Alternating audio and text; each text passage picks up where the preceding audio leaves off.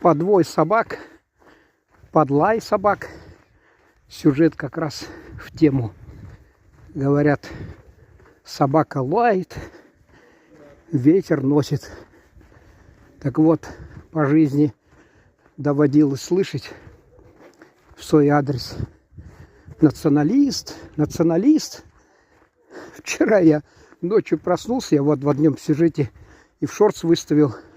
Сказал ведь, что ночью озаряет, вот, но не ко времени. Так вот, ночью проснулся, другая мысль была, которая развивалась свободно, хотя ночью надо спать.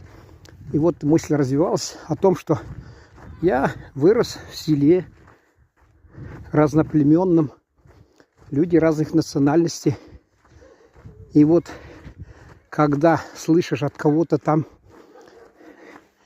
его реакцию на твою, так скажем, проявление слабости к своей культуре, языку, где-то промелькнет, слышишь свой адрес националист, и хочется спросить: а как вы думаете, я вот каждый раз приезжаю в родное село, ну, благо были родители живы-здоровы, братья родные, сейчас родных братьев из 4 никого, 2 мир покинули, 2 покинули село, уехали в городах живут, и родители тоже ушли.